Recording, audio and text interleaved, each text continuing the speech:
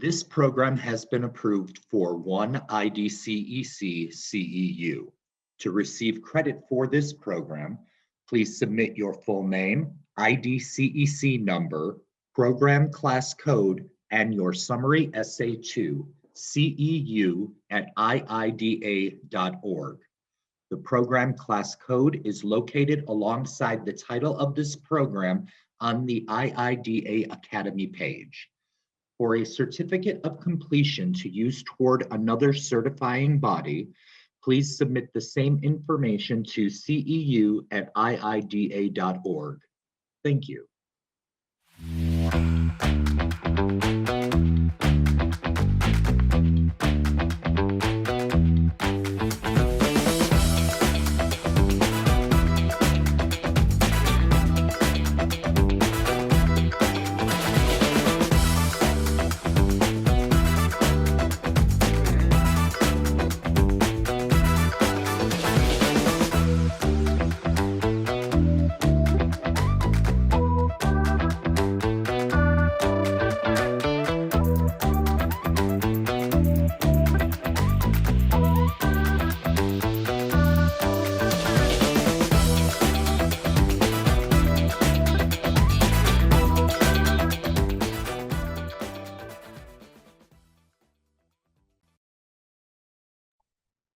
Welcome, everyone, and thank you for joining us today for our final episode of Season 6 of Collective Design, How to Leverage That First Job.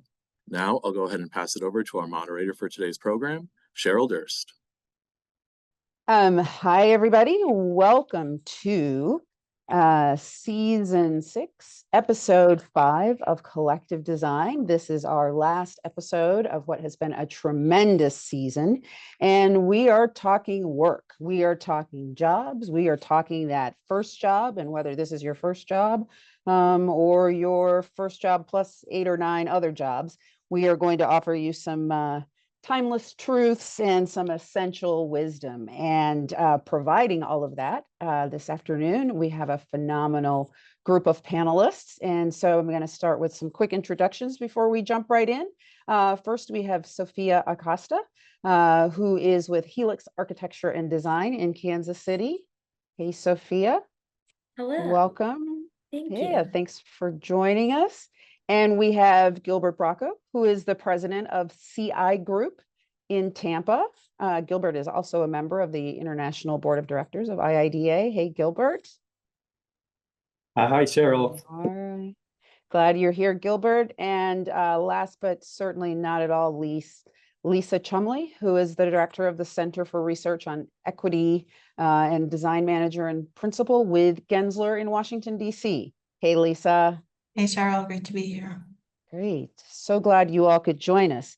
We're going to jump right in. And you know what? We all love a good origin story.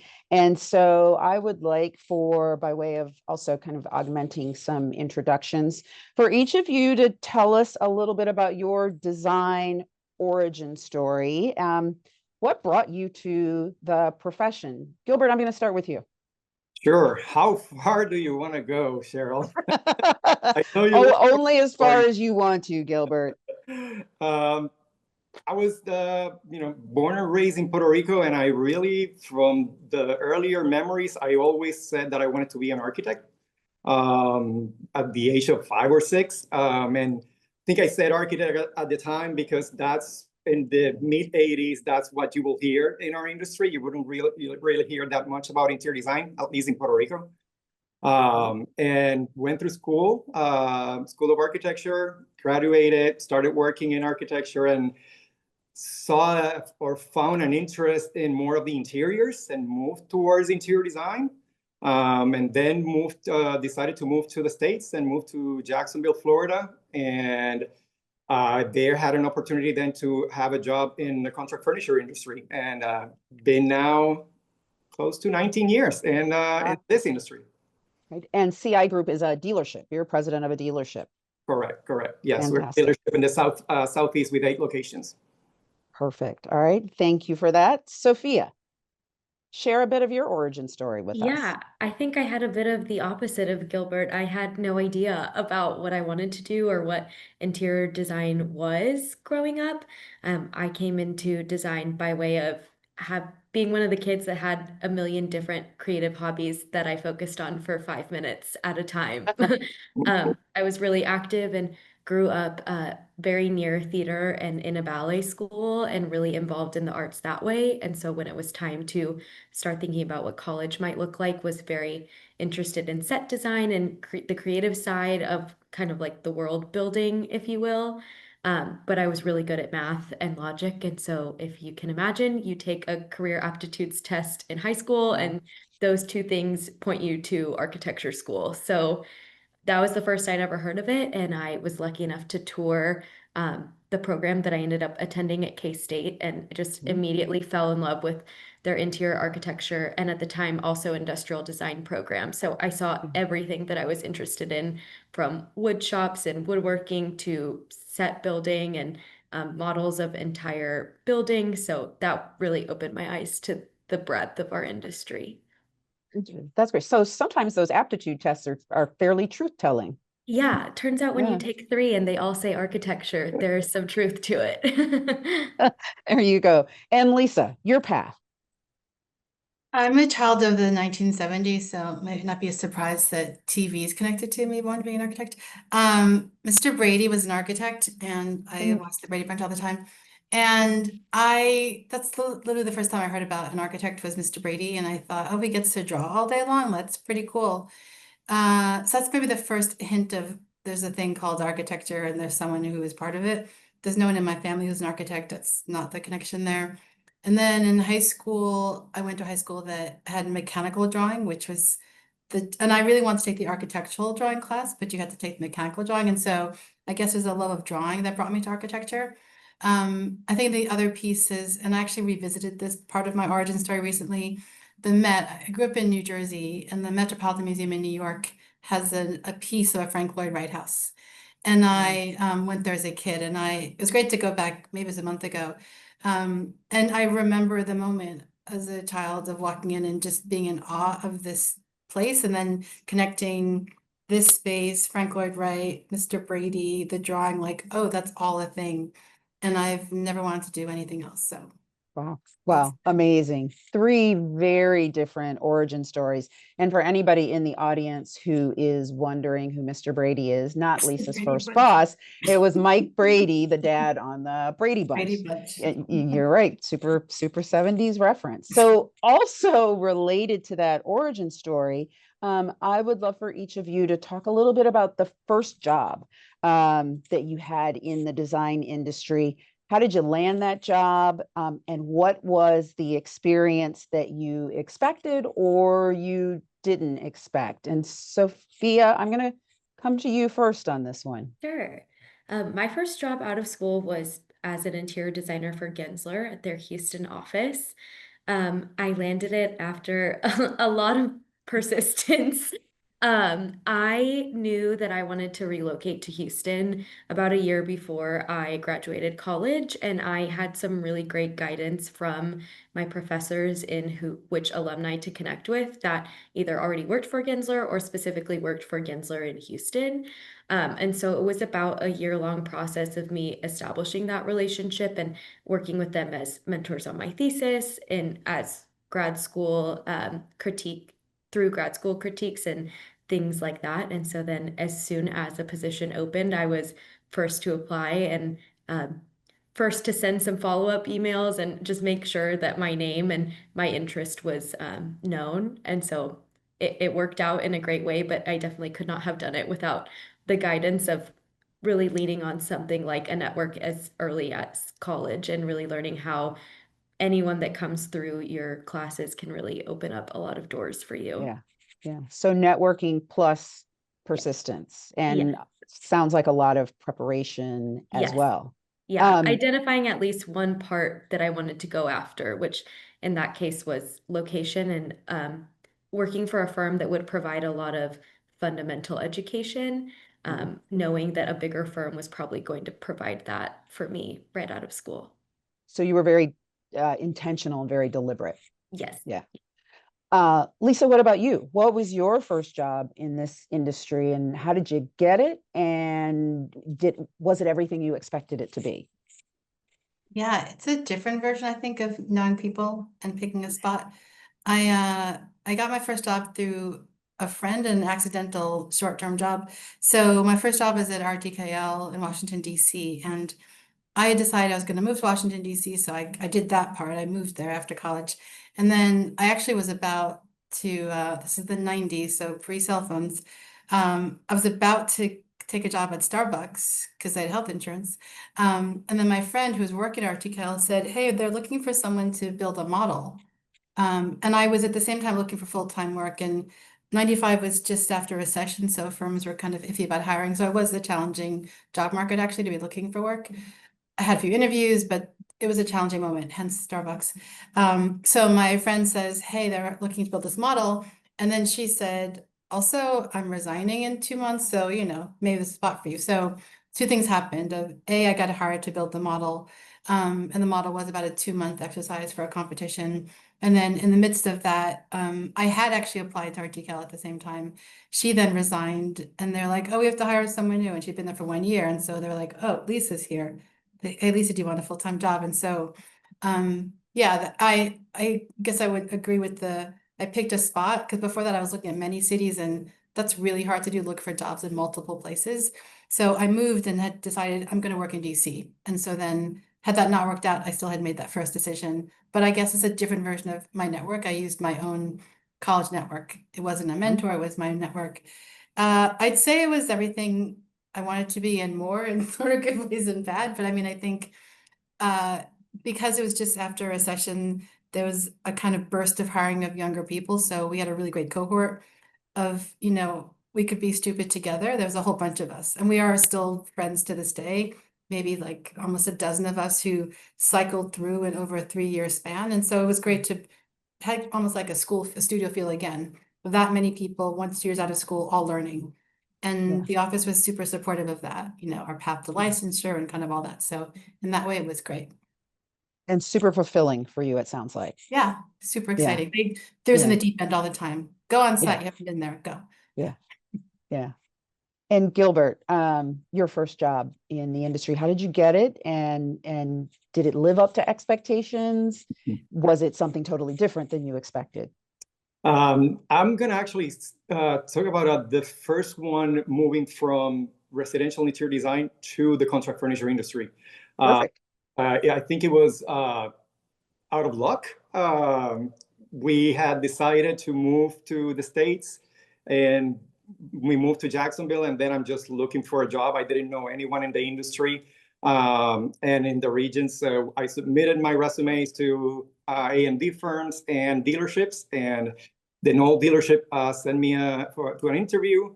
I believing a lot in myself, I embellished a little bit in my interview answers. I knew the basics, but really had never worked in the commercial side of design and furniture.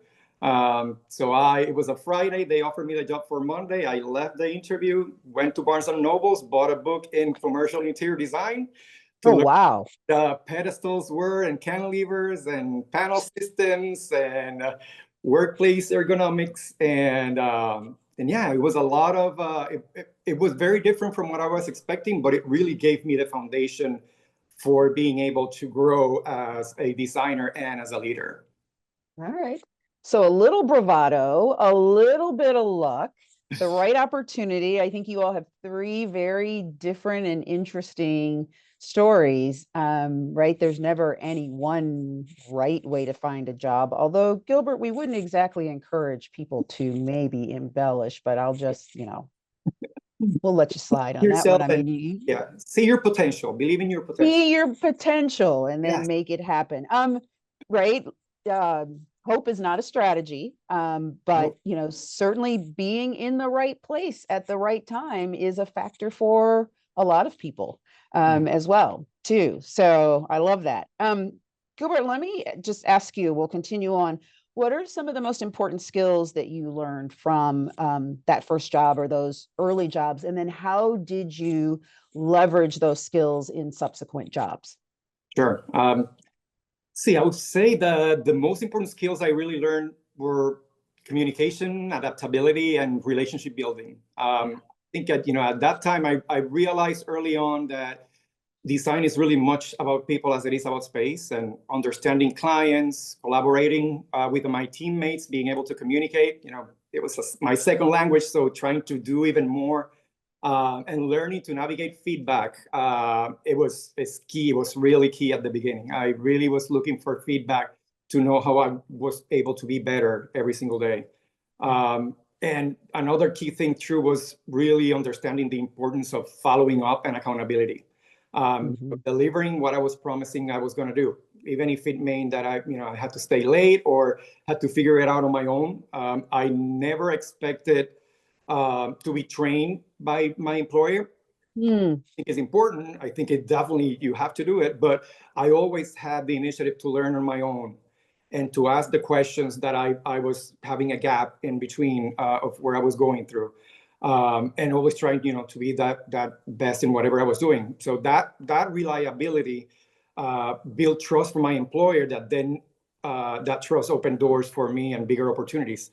So I've been able to leverage those same skills, listening, building relationships, taking ownership, to move from designing projects to leading teams to managing client relationships to eventually then running a business.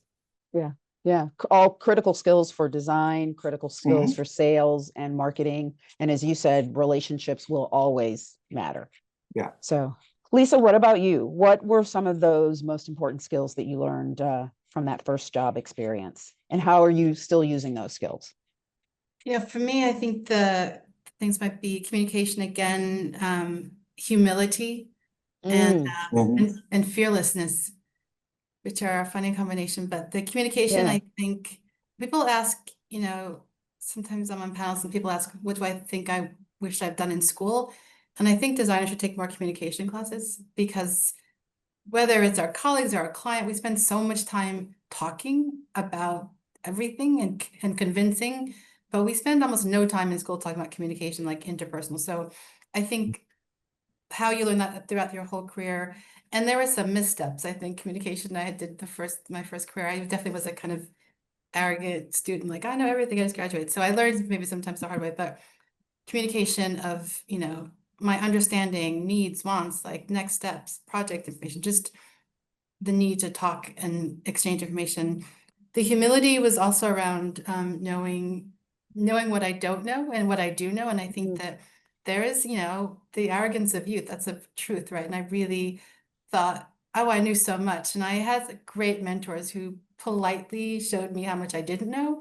And I think that now, I think just that knowledge of there's always something to learn. I think I've never lost that sense of, I'm 30 years in, I know a lot more now, but there's more to learn. So I'm kind of always aware of how much I don't know. And I try to approach all situations with a significant amount of humility around, I'm sure I don't know all about this, and what can I learn? So I think that sense of, I guess humility and inquisitiveness might go together around like, those things are together.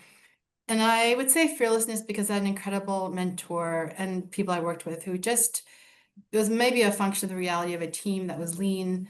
They just threw me for sure into the deep end. I kind of learned, I think there's a spot between comfort and panic, which is learning and stretching. And I'm pretty comfortable close to the panic edge of that zone. And so I'm fine with being thrown in the deep end, but I think that only works if you're in an environment where you're supported and you know that I can stretch really far, but you've got my back. And so now I'm in the role where I'm having people's backs as well as people have still having my back. But I think that sense of fearlessness of, I can do this, I can try this thing I don't know, just saying yes to an opportunity, like not being scared of where you think your skills are, what you have to do. And I think, that's almost a daily exercise of like, what do you need done? And okay, I'll do it. And I don't know what they meant, but okay, I'll figure it out. Like, I think that's and for me now, I think it's my role to make that environment, to make sure that I am encouraging people to be fearless, and remind people sometimes of their needing to have humility.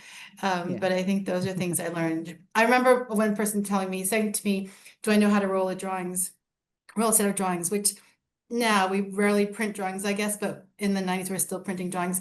And that sounds like of course I know how to roll drawings.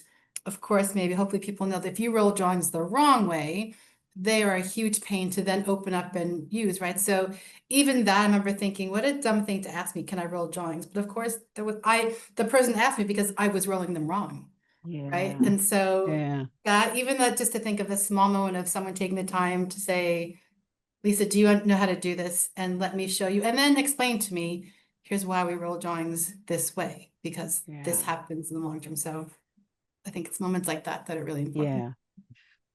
I'm going to come back to you with a mentorship question, but I also appreciate those mentors in the moment. Some mentors we have, and we have them for years, but like Yeah. that story you just told about rolling drawings, like that person was your mentor in that moment, and Yeah. that has stayed with you, and that's valuable. And often we don't realize when we are being a mentor in the moment for someone, but taking that time for someone to be instructional.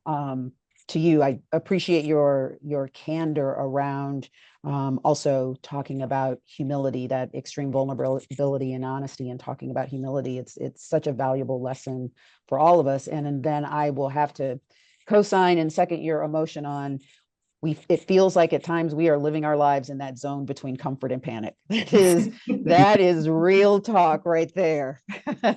And staying curious, Yeah. right? That's a life skill, but staying curious and staying inquisitive, and then lifelong learning is very much a part of our world in this industry. Gilbert, let me ask you, did you ever feel discouraged early in your career? And then how did you counteract that? How did you combat or use being discouraged? Sure, absolutely. I think everyone does at some point, right? Early in my career, there were moments when I really questioned if I was good enough, if I was moving fast enough.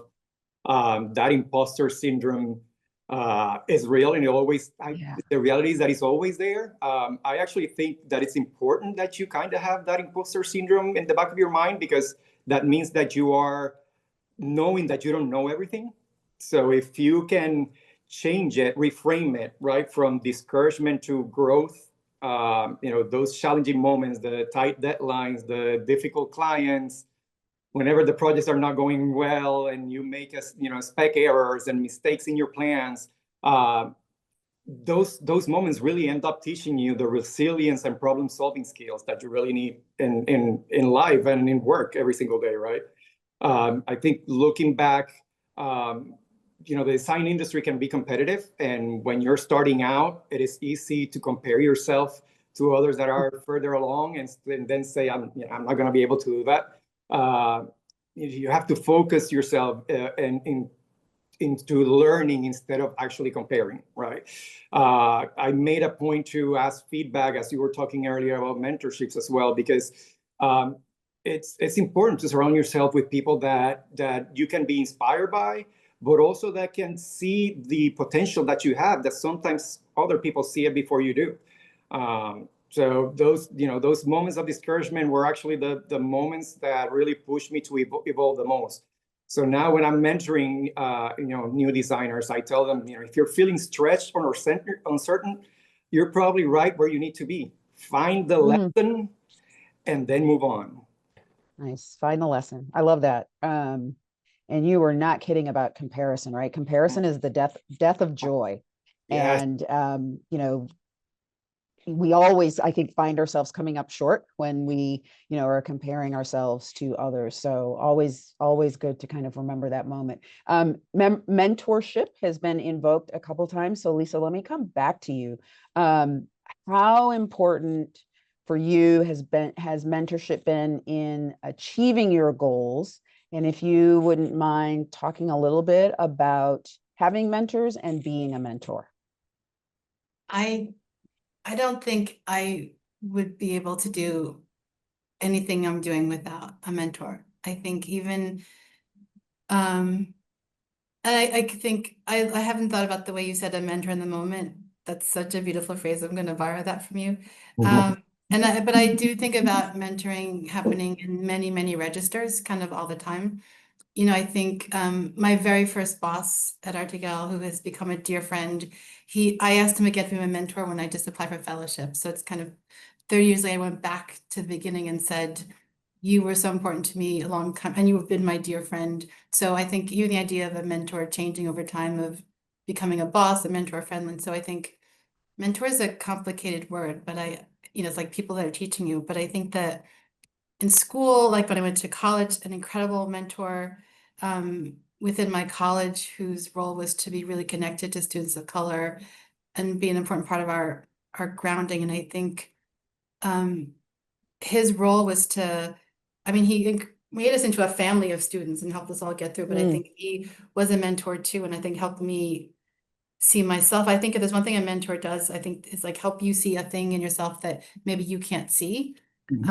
And they can believe for you when you can't believe for yourself, I think. And I think that when I am mentoring people, I feel like I know that that is my role, to help people see a thing or see a path they can't see.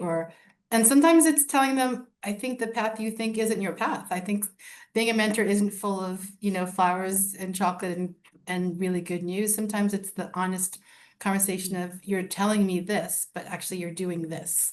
And let me help you do this other thing. So I think it's for me, I can't imagine, I don't make any decision without my counsel, like my professional counsel, my personal counsel, and people who know me, know what I want and think, and help me kind of think about what could be the next things. I spend a lot of time mentoring students, not just because it's my job, but I meet students in all different ways. And I'm always open to, like, a student says, can we talk? Yes. Like, I'm on LinkedIn, like I talk to people all the time in all different ways, because I think that that's just part of kind of being a professional. But I think it's important to think of the different temperatures. And so mentors can be people that are your peers. They can be people like I think sometimes people think a mentor must be someone who's older and esteemed, and how do I get to? Right. And I think a mentor is kind of so many temperatures. It's mostly someone you respect, you think they offer some value and counsel to you. I think of a younger cousin who's like telling me how to use more technology. Like, she's mentoring me in a different way, where she's like, Angelisa, do this. And I'm just like, okay. I think it's like someone who's helping you move forward and helping you kind of untangle something. But it's so important. I think whether it's not even as specific as, can they help you get a job? They are helping form you better. And sometimes it's as direct as helping you get a job, but I think it should be more than that. I think a mentor should be more than, it's someone who helped me get a job. It's like someone who's helped forming you and motivating you and helping you be your best self. Being your best self. Yeah. That's perfect. Sophia, what role has mentorship played for you in your career? Yeah, I think similar to Lisa, mentorship has made my career. I think it has opened every stepping stone for me. I think it really resonated what you were saying, that mentorship isn't always telling you how to do the next step, but it's helping you recognize the same way you can recognize what skills to build and grow on. It's people that really show you this is a skill you're really good at. And I think you can leverage that when you're applying for your first job. The first job is scary. It doesn't feel like you have a toolbox yet. You just graduated. You don't know anything about the world. And I think finding mentors and being lucky that I was in a position that there were a lot of people I looked up to when I graduated, really allowed me to kind of explore what it is I was good at or wanted to share with potential employers that I felt confident in. I think for me, it's really about having found people that I really look up to, whether it's exactly the career path I'm following or one that has aspects that I really admire, finding people that are really good people and people that are really good at business development, someone that in my first job is really great at running meetings. I think, finding those little bits and pieces, the same way you can be a mentor in the moment. I think as someone who is a mentee, seeing what you want to ask people for help with, I think kind of opens so many more doors to mentorship than you would imagine. It doesn't have to be someone that you go to for every item. It's amazing to find that mentor that you really connect with and you could go to them about anything. But at the same time, there are mentors from my first job that I'll still text or call or FaceTime before a big client presentation and ask, like, how would you structure this agenda? Or, does this feel too wordy? Or how would you kind of lead this room? Because I've been lucky to watch people be really great at their jobs. And I think that's where I try and find my mentors. And it can be something super specific, somebody whose presentation skills you admire, or, Exactly. as you said, how they run a meeting. Also, Yeah. I think, and Lisa, you touched on this a little bit about kind of the different temperatures of mentorship. I know we also talk about sponsorship. I think in a previous iteration of collective design, we talked about, we all need mentors, but we also need to make sure we have sponsors, those people who will say our names in rooms full of opportunity. Those people who will have our backs for sure, but certainly people who will promote us sometimes in rooms that we aren't in yet. That Can I say always something else matters. too? I was Yeah, thinking just please. now when you said something, Sophia, that uh I I have mentors who I don't agree with in many ways. Like that they are mentors who we may have important differences. Mhm. But yet they were valuable in terms of skills and some professionals. So I guess I say that to say that the mentor isn't someone that you think, oh, I align with them 100%. It might be a fairly narrow alignment, but there is something valuable. And so I guess I offer that. And sometimes we feel, I guess, to remove the desire of how do I find these perfect people who everything is great? And it might be, actually, I don't think I agree with most of the things they say, but they're really good at that thing. And I can learn a lot from them. And it Yeah. can be, tactical, strategic about a mentor and not go, oh, this is where they fit in. So I think I've learned a lot from that, having a mentor who I don't agree with about many things, but really value like actually their sponsorship and their mentorship about areas where we do align. And just Yeah. and I'm okay with that we don't have to be this perfect match for it to work. Yeah. Yeah. I love that point, Lisa, you made, that mentors aren't always perfect. I know someone who reached out to someone who had a massive failure at work, but who recovered from that with a lot of resiliency and a lot of dignity. And, people were coming to her after that saying, okay, help me with this. I'm encountering something very difficult. I've screwed up massively. How do I recover? How do I get better? And so that's a great point to keep in mind, as well. So, hey, Gilbert, let's talk about career paths a little bit. What advice would you give to younger designers, emerging designers, about trying to find their fit in the industry, right? There are so many options within our profession. How do you find what works, what's right for you? Right, you're absolutely right. The beauty of design really it can take you anywhere. Our industry really can take you anywhere. It can be a traditional design firm to a contract furniture dealership, to strategy, sales, technology, project management, manufacturers, you name it. It keeps going. Yeah. Specializing in a vertical market, healthcare specialists or so many others. My advice to young designers is always to stay curious and give yourself permission to explore. Early in your career, you shouldn't be worrying about finding your forever role. Focus on discovering what energizes you, what triggers your passion. You should be trying different project types if you're able, or work with diverse teams. Pay attention to the parts of the process that you naturally gravitate towards. Network, be part of organizations like IIDA, where you are going to meet other parts of interior design and meet other people that probably you will be able to hear something different and new that might trigger your interest and you find your passion. My job with CI Group, when I started with them, was because a manufacturer rep that knew about me talked to them when they were opening the office in Jacksonville and keep pushing that they had to talk to me. And that I didn't even know about the company. So having those networking kind of relationships can also, open doors for new opportunities. And don't be afraid to pivot. The industry is changing fast, from hybrid work to AI, sustainability, user experiences. All of those are expanding what design means right now. So your career, you're really going to grow if you approach it as a journey of learning and not a straight line. Be open and curious. Yeah, I love that. Love that. Life is short, but it's wide. And there are so many options and places that a design degree can take you. Yeah. You used a super critical word, pivot. And Sophia, you're a great example of someone, you had a geographical pivot, you had a firm pivot. What advice would you give to younger professionals, emerging designers about finding their fit?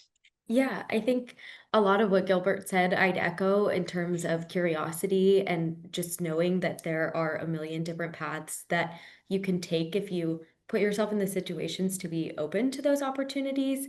I think just understanding there's perspectives you might not even think of and career paths you are not aware of is a great place to start. I think something that has always stood out to me that I had a mentor let me know is, your job as a young designer is just to know what your best is and be persistent in producing your best. And that's not to mean that you have to find perfection, because you absolutely will not as a young designer, but that is what is going to translate to people who employ you or people that potentially could mentor you or your clients. And that's where your growth happens, is, knowing what your best is and asking questions to take that next step, or learning what it requires to push your best just a little bit further.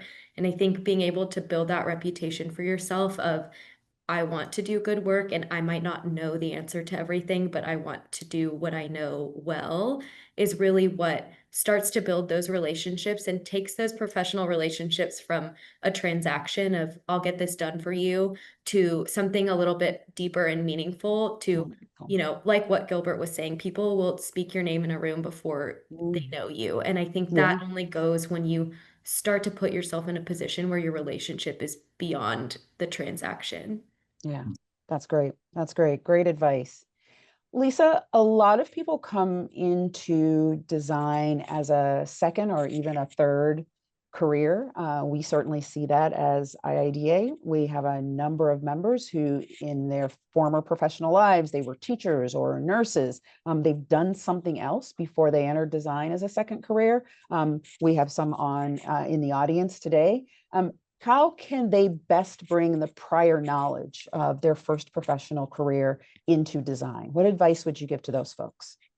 You know what's interesting? I think that if I think of people that I've worked with over time that are new to working, I think some of the ways that they are still learning are things like coming to work on time, like how to dress in the office, how to be on a team, right? Things that feel second nature to people like long in there who've had a job, but are actually challenges to learn for people fresh out of school. It's a hard shift from, the loose environment of a studio, maybe not class every day, and then suddenly you have to be at a place, every day for 8 hours at a time, or long stretches of time. Let's say you might be in and out doing things, but that that rigor of showing up every day and on time, and your accountability, the communication. So I think that working on a team, how to hand off work. And so I would think that there are a lot of just what maybe people in another career have taken for granted, those sort of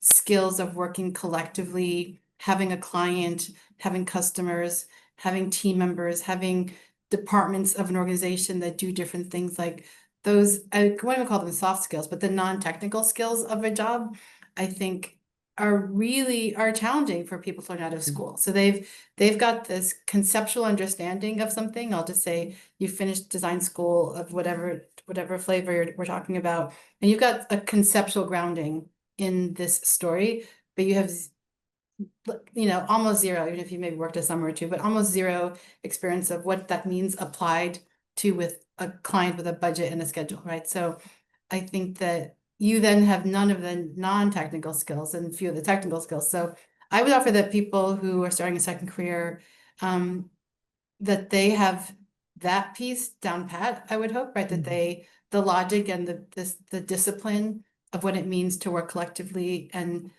if you have that piece down, then getting your skills, better in Rhino and InDesign and Adobe and like those, that's actually not as hard, I would argue, than the other things, and like how you learn the design skills. So I think that people, if your second, third career, should lean on how much they know about working with people, like turn up their people skills, turn up their collaborative skills and turn up like that piece of the job, which is, as we kind of all said at the beginning, communication being a huge piece of the job, like turn up the temperature on those things that you know. Your capacity to organize a team to do something, you probably do that regardless of what career you're in. And so every design project is somehow a coordination of people and resources and activities. So I think I wouldn't minimize how much you know about that. So I can think of people that have struggled at work and they struggle with that thing of you were late to the meeting, you were like you weren't prepared for the meeting, where's all the 15 things I asked you to do, you were given 10 things to do, like that stuff, which sounds really low grade maybe, but those are the things that keep a project moving. And if you come to a design office with, you're not confused by how to do all that, then the design piece kind of picks up. Yeah. Yeah. And also for those folks to not discount or diminish the body of knowledge that they're bringing from one Yeah. profession into To the another, design yeah. profession. Because it correlates and it relates and it connects. And I think about, we have any number of healthcare professionals that have segued into a design career, and what they know about that industry is absolutely invaluable. They've It should be experienced impacting the it. design 100% of 100%. you know what the patient experience should be like. So help me design that space. So yeah, Yeah. I think there's a huge piece of the knowledge they bring to the act of design.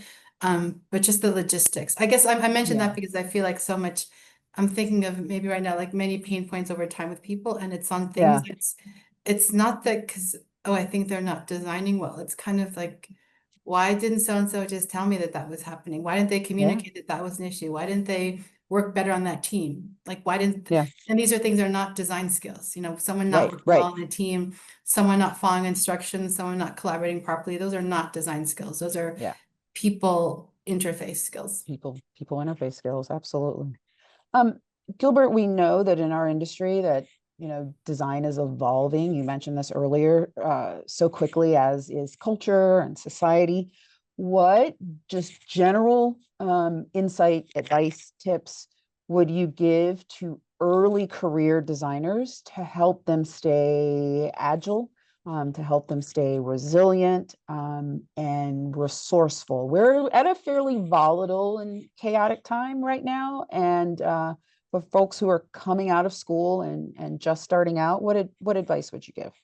I think the most successful designers in the, as you said, the change, you know, the world that is changing so fast right now are the ones that stay curious, adaptable, and human-centered. You know, you should embrace change instead of fearing it.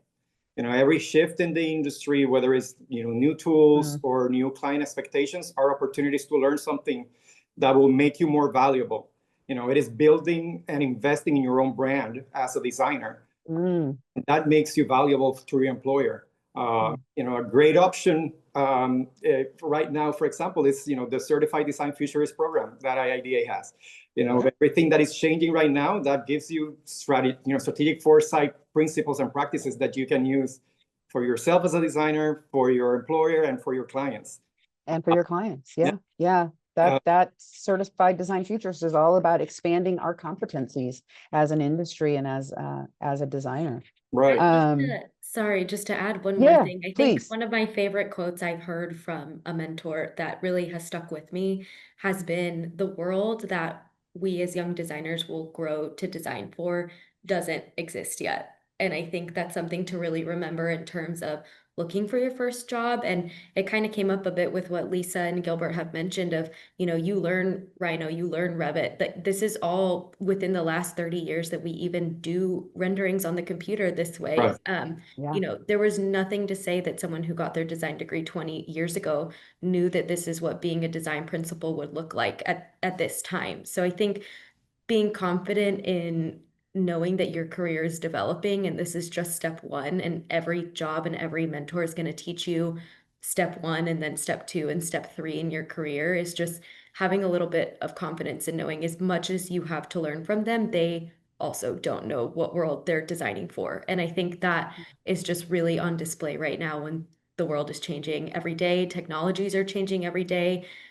You know, as Lisa mentioned, half of being a designer is the soft skills, with AI starting to do renderings and clients having access to that, and you don't even know what a client's entry point into familiarity with design is at this point. Part of what we provide is taking them on the journey into what does design look like? What does this experience look like working together? What relationship are we going to build as client, designer, and principal? And all of that, no one can predict what it looks like. So just being really present in the moment and having confidence in your skills that you do have, I think is just a great way to not feel so overwhelmed by the changes. That's great. Thank you. Thank you for that, Sophia. We're getting in a few questions from the audience. So I want to give a nod and a shout out. Thank you all for submitting questions as well. This is a particularly interesting one, given kind of the moment that we're in right now. Any advice for those just starting out in the industry that are a bit desperate for any opportunity at all to get experience, but aren't finding any despite being persistent? And so somebody's out there looking and looking, it might, right? It could depend on geography. It could depend on the markets that they're in. But they're looking for opportunities and maybe not finding it. What do we do when we're searching and can't quite find anything? How do we still amass experience for our resume? One insight that I will give before turning to you all is, if you have volunteer experience, make sure you're capturing that on your resume. Just because you're not being paid for it doesn't mean that work experience isn't valuable. So if you belong to an organization like IIDA or any other volunteer organization, if you're on board or you're chairing a committee, those are all skills that are valuable. And so make sure that you're articulating and documenting your volunteer experience as well. Panelists, any advice that you want to give to folks who are out there looking but not quite finding anything just yet? Without, I guess, enough details, I guess I would even offer, who have you spoken to someone to get maybe some critical commentary about how the process is going? Like, is there anything more to be done about your CV, your portfolio, or like, have you, so yeah, without much context of that question, which is like super broad, it might be useful to speak to a recruiter to understand, like, is there something different you should be doing? If for now you're doing it on your own and looking, maybe try a recruiter, might give you context of, oh, other people are doing this, or this is the kind of place that's hiring now. So I would offer that as an opportunity. I was gonna say, there could be, are there opportunities to volunteer? That might be a thing to try. Also another point about commentary, are you even doing just informational hellos, that maybe that when you reach out to people, you don't reach out about a job, but say, I saw you on a panel. I saw that you designed the space that I was just in. I had dinner in the restaurant that I heard you designed. For sure, there's not design in the world that doesn't say, sure, I've got time for a coffee about that. So is it possible to shift the conversation with people from job hunting to just talking, getting to know people? And so in the course of that, you were building a network and, starting a connection. So those are things that come to mind in the absence of kind of more specificity of what are different things to do to get connected differently. That's such great advice, Lisa. Informational interviews are such a powerful tool. And certainly, I think we've all talked to people who walked into an informational interview. It also takes the pressure off of you a little bit. So you tend to be a little more at ease. And people do really well in informational interviews, and people have walked away from informational interviews that have later turned into jobs. But there's no pressure that you're interviewing for a job, the person you're interviewing with has a job available, that those tend to at times kind of turn into something. And then you're in their brain. They're like, oh, I meant that. And you're in their brain. months That's ago. exactly right. Yeah, it's a super powerful tool that we have at our disposal.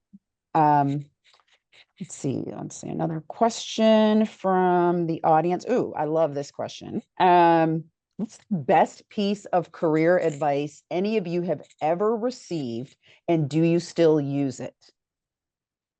Any recipients, any of our panelists?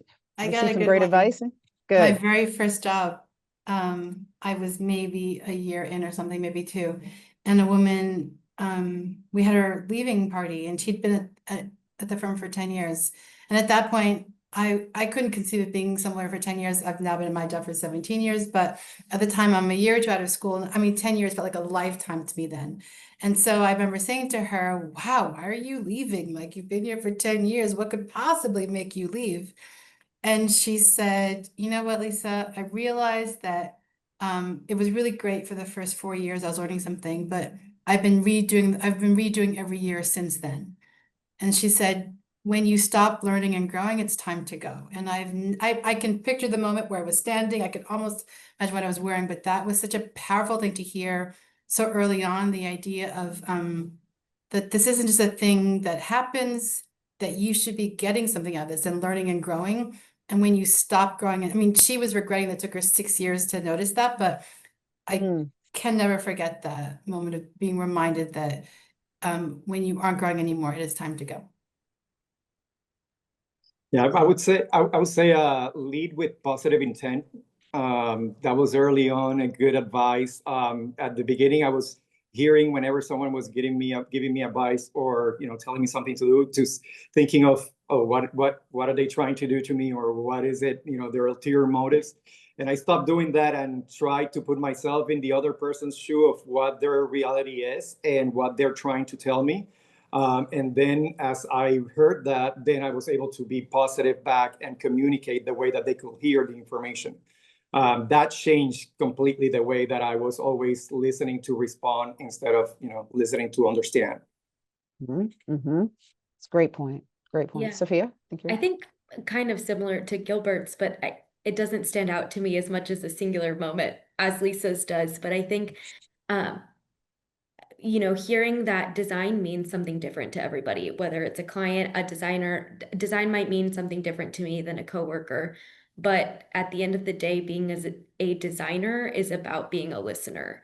And it's listening to your client and really being there with them to understand a problem. You might not even be working with a client, but it's listening to the design problem, listening to the world and the community that you're in, and just being really present with that.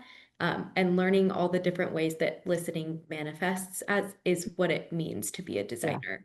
And I Yeah. think that Yeah. really also shapes, like, it doesn't matter what career path you take, like as the designer, you are sitting with the problem, sitting with the person, sitting with the place. And that's really where you can shape what design looks like. Yeah, that's perfect. Thank you all for that. This is a really interesting question, and it's got a nice build up to it. I think you all will all recognize this. I think it's something very common amongst designers. It comes to us from a student. And so Tara, I want to thank you for this question. Tara says, as a student, I often find myself investing a significant amount of time searching for the right solution, whether it's textiles, finishes, furniture, etc. I tend to keep digging until something feels just right, but I struggle to recognize when it's time to stop at good enough. While I suspect that this is a positive trait in the long run, I also know I'll become much more efficient as I gain familiarity with industry resources. Thinking ahead to my first job, I don't want this to hinder me. Do you have any advice on how to balance thoroughness with practicality? I think we've all gotten this question in some way, shape, or form. And so I thank Tara for asking that, but I'd be interested to hear how the panel will respond. I would say set deadlines for yourself. I learned that actually when I was back in school, when I was seeing that my friends were still working in the floor plans an hour before the presentation, and I always put a deadline for myself. I have to finish my creative process here in order to get to the real deadline of the project, and that has helped me as well in all the projects where I was. Design is always evolving. You could stay forever looking for the perfect finish, for the perfect item. So set yourself deadlines and put them in your calendar, in your phone, an alarm, a real alarm that tells you this is it. I think also I would try and step back and understand, kind of set values for yourself of what you are stuck on. So the example of an upholstery, like, is the upholstery in an area that provides a lot of value to the project, or is it something that you're really stuck on because it's what you're looking on? And the same way you would decide something in your daily life, like, would you spend 3 hours on something that you don't value to your 24-hour day, the same as something that you really value? So if it's a really important area of your project, then that digging in and really finding a better fit might be worth the exploration for 4 hours of your 8-hour workday. But the same way, would your client, is that chair providing the experience to your client, or is that more of a 30-minute task? And what you found at 30 minutes is what you need to move forward with. I think remembering you are a designer and part of design is having limitations. So, if you say this is a 30-minute value task and now I'm going to design with whatever I've chosen at 30 minutes and that's my limitation, I think that's also a great way to approach the next step. I think Great. a part of it, and you said in the question, is it is just experience, which I know isn't the answer you maybe want to get, but that literally is part of it, because you get more confident in your judgment. And it's even less about time, but you are just confident in your judgment, and you're able to go, that's done. And so that's one piece of it. I think the other piece is that you also, the more you work, the more you know that you might have ideas that you work out across 10 projects. And so you're able to go, you know what, that was great. I'm going to take this to the next one. Like, you're also able to just be done. Because what Gilbert's point is, there's always a moment, and you just have to be, that's my point about a skill from another career. Like, you just have to, it has to be done by Friday. Okay, then it's done. Like, that's it. I'm over. And something else. So there's a combination of growing in your confidence. There's a piece of, oh, this idea is a good one, but I don't need to do it here. I can take it to the next one.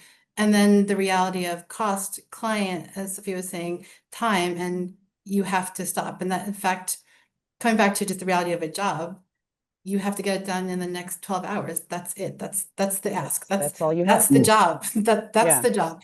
And so that's your answer. No, I think once you get past the legalities of, this is a legal thing that I've done and it meets the code and it meets the requirements, then you got to move on.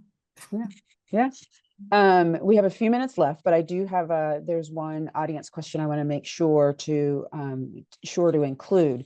And it goes back to mentorship. And many of us meet professionals through events and formal mentorship programs, but it's sometimes hard to know how to keep those connections alive and relevant. What's your advice for turning those initial introductions into lasting professional relationships that could lead to future opportunities? I think we kind of touched on that informational interview portion, but to me, it's related in that way. I love to send a note when I think of someone that has been my mentor. There are mentors that I don't keep in touch with on a month-to-month basis, but once a year, if it's something like a panel discussion that, reminded me of when I met them, or a project type that I've toured, I love an email or handwritten note of just like continuing that relationship that, like I said earlier, isn't the transactional side, but it really reminded me of when we had this conversation, or it'd be great to catch up. This like sparked a conversation we had a year ago. I think really remembering that mentorship doesn't have to be 100% of the time to be a mentorship relationship, and knowing that at the end of the day, mentors are also people, and only coming to them in a time of need doesn't necessarily breed that relationship in the depth and breadth that is beneficial to either of you. So I would encourage just remembering to grow. Those relationships can grow at any time in any capacity. And as long as it's intentional that you're maintaining them, the time frame can flex a little bit. Yeah. That's great. That's great advice, Sophia. Last question. We're at the top of the hour, but I want to ask you all this last question, each of you. What's going on right now in your part of the world that has you excited or optimistic? This is a lightning round because we got folks who've got to be billable. So Gilbert, let me start with you. What's got you excited and optimistic about life and design? Sure. I'll say now in the contract furniture world, I'm seeing an incredible intersection between technology and empathy. Artificial intelligence, virtual showrooms, and digital tools all help visualize spaces faster and smarter, but the real goal still remains the same one, which is designing environments that help people feel and perform their best, right? So that's really inspiring to see how we're using technology that way. I'm really inspired in how there's a growing focus on well-being, flexibility, and sustainability. Not really a buzzword, but an actual expectation. I think that's really moving us forward. And from a cultural standpoint, I'm really excited that our industry is not shying away from diversity and inclusion, and it continues to be central to design thinking. We're not really no longer designing for the average user. We're designing for everyone. And in the world that we're living in today, that is more important than ever, because design really has the power to make impact and change the world. Yeah. Thank you for that, Gilbert. Sophia, what are you excited and optimistic about? I feel excited that design feels intentional and that it feels like Gilbert was saying with the rise of technology. I think the intention behind what it means to have a human designer and a human client and what every human customer or end user feels when they interact with design has a little bit of a different level of attention than we've seen in recent years. Thank you for that. Staying real and staying human. And Lisa, bring us on home. Ooh, no pressure there. Yeah. I am an architect, a big part of my job, but then the other piece, which you mentioned in the intro, is I co-direct a research institute. It's around equity and inclusion. And I think that what's exciting to me is in the same way that we again, from the 1900s, we thought accessibility and sustainability were going to be really hard things, and it was the end of design if we couldn't bring these things together. And I am hopeful, and I know that we are learning how much it is about inclusivity and equity. And it's exciting that people know that all those things come together. We can make beautiful things. They can be inclusive and equitable, sustainable, and all that. So I think that's people seeing that all these things come together for the human experience, I think is helpful for me. Yeah, that's perfect. I want to thank each of you all for joining us this afternoon. Fantastic panel. Thank you all for your insight and for your advice. And everybody take care, be well, get your CEUs, and a special thanks to our sponsor, Interior Design Magazine, for this episode of Collective Design. See everybody somewhere soon.